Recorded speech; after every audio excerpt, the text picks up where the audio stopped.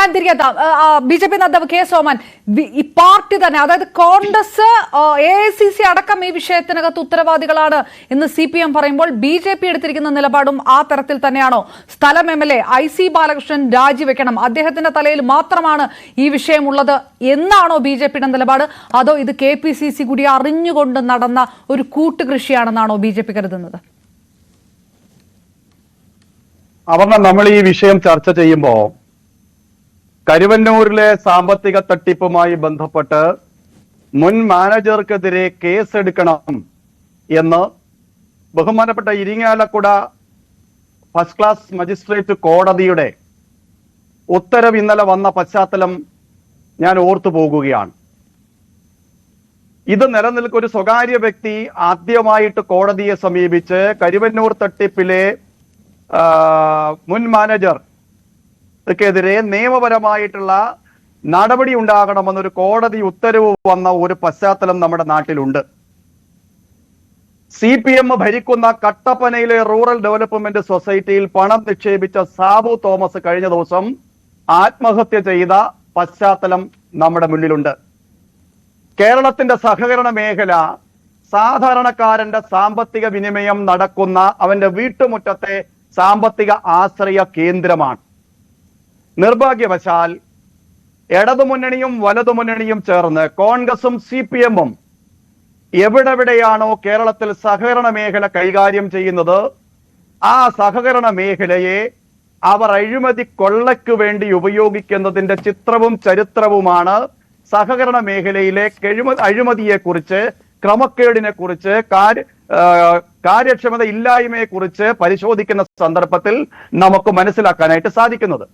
ഈ ഒരു പശ്ചാത്തലത്തിൽ നമ്മൾ വയനാട്ടിലെ വിഷയത്തെ സമീപിക്കുമ്പോൾ IC ബാലകൃഷ്ണൻ എന്ന് പറയുന്ന MLA, ഇവിടെ മരണമടഞ്ഞ വ്യക്തി DCCയുടെ ട്രഷററാണ്. ഇപ്പോ മുൻപ് അദ്ദേഹം DCCയുടെ ജനറൽ സെക്രട്ടറി ആയിരുന്നു.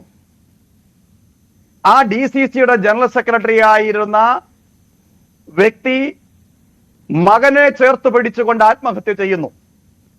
അദ്ദേഹത്തിന്റെ ഭാര്യ അർബുദ രോഗത്തെ തുടർന്ന് കഴിഞ്ഞ കുറച്ചു നാളുകൾക്ക് മുമ്പ് മരണമടഞ്ഞ ഒരു മാനസികാവസ്ഥ മനസ്സിൽ പേറിക്കൊണ്ട് പൊതുപ്രവർത്തനത്തിൽ സജീവമായി നിൽക്കുന്ന കോൺഗ്രസിന്റെ ഇപ്പോഴത്തെ ട്രഷറർ, ഞാൻ മനസ്സിലാക്കുന്നത് അദ്ദേഹത്തിന്റെ മകനും വേണ്ടത്ര കാര്യശേഷിയുള്ള ശാരീരികാവസ്ഥ ഇല്ലാത്ത ഒരു സന്ദർഭത്തിൽ ആ മകനെ ചേർത്ത് പിടിച്ചുകൊണ്ട് രാഹുൽ ഗാന്ധിയുടെ തെരഞ്ഞെടുപ്പിന് വിജയത്തിനു വേണ്ടി, പ്രിയങ്കയുടെ തെരഞ്ഞെടുപ്പ് വിജയത്തിനു വേണ്ടി അക്ഷീണം പരിശ്രമിച്ച് വിജയമൊക്കെ കൈവരിച്ചു കഴിഞ്ഞപ്പോ IC ബാലകൃഷ്ണൻ തന്നെ വഞ്ചിച്ചു, തന്റെ വിശ്വാസ്യത ചോദ്യം ചെയ്യപ്പെട്ടു എന്ന തിരിച്ചറിവിൽ ആത്മഹത്യയിൽ അഭയം തേടുകയായിരുന്നു എന്ന് കാണാം.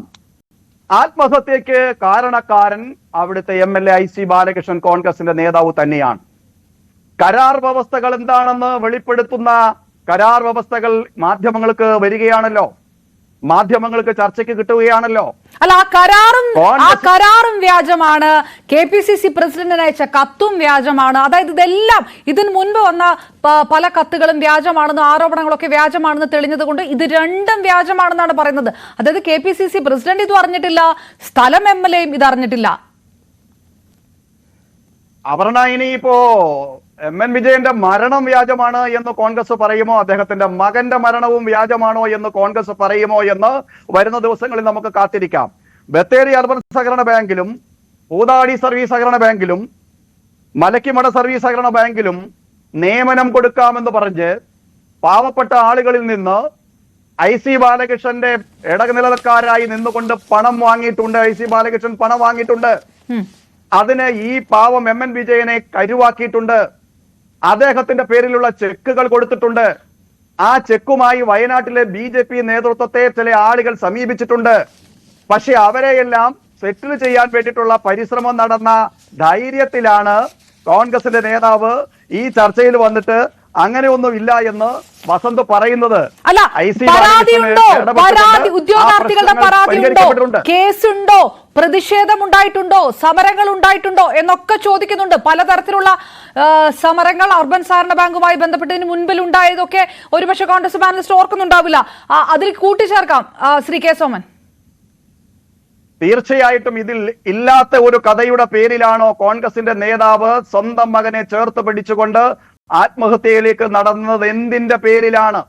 എന്ത് മാനസികാവസ്ഥയുടെ പേരിലാണ് ഇന്ന് രാജ്യം ശ്രദ്ധിക്കുന്ന വിജയം വയനാട്ടിൽ നേടിയെടുക്കാൻ നേതൃത്വം കൊടുക്കുകയും അതിൽ സഹകരിക്കുകയും ചെയ്തിട്ടുള്ള കോൺഗ്രസിന്റെ നിലവിലെ ട്രഷറർ തന്റെ മകനെ ചേർത്ത് പിടിച്ചുകൊണ്ട് ആത്മഹത്യയിൽ അഭയം തേടിയത് അഭിമാന ബോധമുള്ളത് കൊണ്ട് തന്നെയാണ്.